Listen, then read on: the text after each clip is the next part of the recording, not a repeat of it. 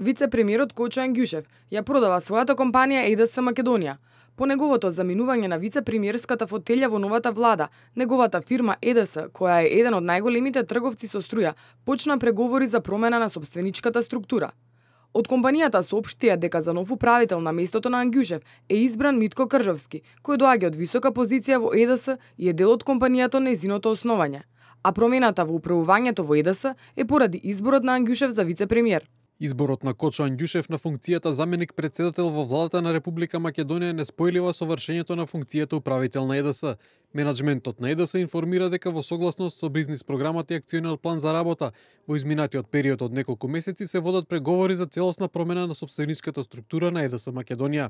Во преговорите, менаџментот на компанијата особено се концентрира на стабилноста и развојот на компанијата во иднина, имајќи ги предвид сите инволвирани субјекти.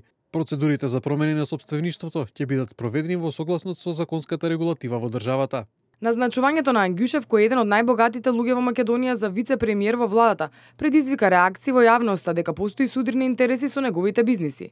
Димитар Апасиев од Левица на својот Facebook профил објави дека пред Ангјушев да биде избран, била дадена привремена дозвола за производство на струја на мала хидроелектрана на компанија, која што како косопственик се јавува токму Ангјушев.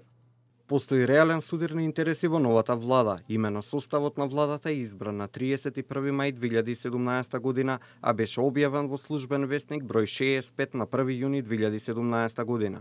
Само една страница подолу има одлука на Регулаторната комисија за енергетика од 31 мај 2017 година за давање привремена дозвола за производство на струја на мала хидроелектрана, чиј косопственик е Кочо Ангјушев.